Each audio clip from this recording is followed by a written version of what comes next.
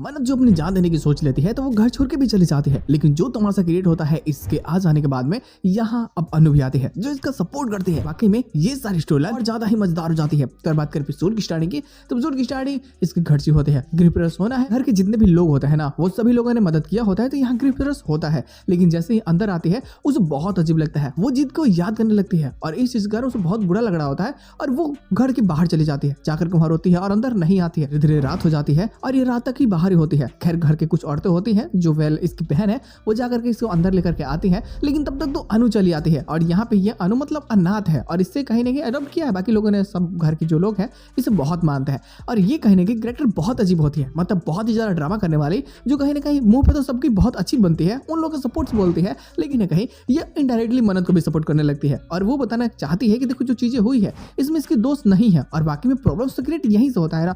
ये जो आते हैं बोलना स्टार्ट करती है कि मन्नत पनौती उसे शादी क्यों होने दिया, अगर मैं होती तो मैं शादी नहीं करने देती, लेकिन आप लोगों की बेवकूफ़ी कारण मतलब उसे शादी करना पड़ा, ये तो बहुत गलत है, आप लोगों ने शादी क्यों करने दिया। खैर वहाँ तो घर वाले समझा देते हैं कि देखो इससे कोई मतलब नहीं कि तुम क्या सोचती हो, बात यह है कि हम क्या सोचते हैं और हमारे लिए वो लड़की बहुत ज़्यादा जरूरी थी। तो अनु अपना मुंह बंद रखो। खैर उसे बोल करके अंदर भेज दिया जाता है, वो जाकर के भड़काने लगती है और इसका ही बदौलत होता है कि भाई जो देव की बहन है वो यहाँ ड्रामा क्रिएट कर देती है। वो बोलती है कि एक रिवाज है जिसमें कुछ खाना है, मन्नत को खिलाना होता है, तो लाती है, जबरदस्ती करने लगती है। खैर इस चीज़ को देख करके ना देव का डेट बहुत गुस्सा होता है। जयदीप को लगता है कि शायद ये एक औरत होकर के औरत के दर्द को नहीं समझ पा रही है, उससे कितना ज़्यादा तकलीफ है, वो जीत के जाने के गम में है अभी तक, ये भला कैसे खा सकती है।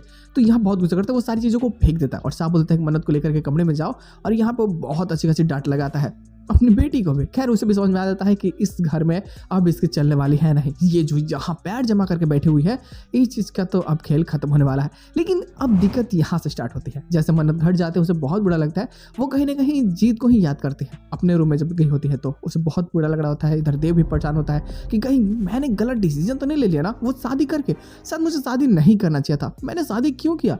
अब वो भी चिंतित होता है, उसे डर लगता है, उसे बुरा लगता है इस चीज़ का कि आगे जा करके कहीं कुछ और ना हो जाए और अगर बाई चांस कुछ भी हुआ तो तुम कह सकते हो कि ये सारा इल्जाम इसके ऊपर ही आएगा, जो बहुत प्यार से रणविजय ने दिया है हाथ अपनी बेटी का इसके हाथ में, कुछ भी हुआ तो वो इसे जान से मार देगा। वो भाला रुकने वाला है नहीं। रुद्र भी अपनी प्लानिंग बना रहा होता है को मारने की। अब मन्नत को जब समझ में आ जाता है कि वो इस घर में नहीं रह सकती क्योंकि घर के जो लोग हैं ना बहुत ज्यादा टॉक्सिक हैं, जितनी भी औरतें हैं, 2-3 तो है ही, वो बहुत ज्यादा टॉक्सिक हैं, उनके साथ में रहना मेरे लिए भाई बहुत मुश्किल होने वाला है। तो वो घर छोड़ के रात को ही भाग जाती है।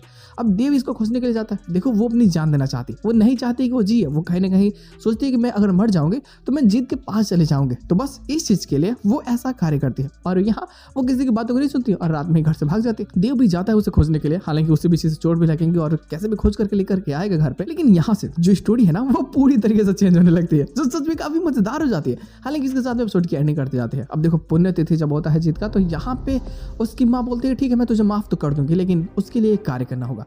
जैसे बेटे के बदले बेटा क्या है ना, तो मुझे बेटा चाहिए भाई, तुझे एक बच्चा पैदा करना होगा बहुत ही जल्दी, तुझे प्रेग्नेंट होना होगा 1 महीने के अंदर। वो साहब बता देती कि कैसे, भला मैं कैसे कर सकती हूँ भाई, कुछ करने के लिए कम से कम रिश्ता भी तो वैसा होना चाहिए ना, मन का भी तो मिलना जरूरी है ना, कि बस ऐसे ही मन नहीं किया कर दिया, तो ये कोई खाना बनाना तो है नहीं। तो यहाँ पे वो साहब बोल देती है, लेकिन उसे लगता है कि नहीं। देव की माँ साहब बोल देती है कि देखो तुझे कैसे भी करके एक बेबी हमें देना होगा, अगर तू कर देती है तो शायद हम तुझे बहू के रूप में एक्सेप्ट कर लेंगे, नहीं तो मेरे दिल में हमेशा तेरे लिए नफरत रहेगा। अब ये चीज़ें कहीं ना कहीं देव को भी परेशान करती है कि भाई कैसे कर सकता हूँ, अभी तो शादी हुई है यार, थोड़ा टाइम तो दो कि शादी होते ही काम शुरू कर दो।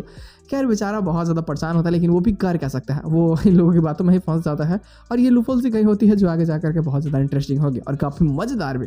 तो बवाल तो होने वाला है ना, देखते लोग ये पुण्यतिथि में क्या ज़्यादा और तमाशा हो सकते हैं। हालांकि इसके साथ में एपिसोड की एंडिंग करते जाते हैं, बट ये जो फोर्स किया जाता है रिश्ते बनाने को लेकर के, देव भी हो सकता है कि यहाँ से कुछ और फैसले लेगा और वो फैसले कहीं ना कहीं इसके प्रतिकूल होंगे। मजा आने वाली है। तो बस यार आज को सब इतना ही, हम मिलते हैं बहुत जल्द किसी नए वीडियो के साथ में, तब तक के लिए बाय।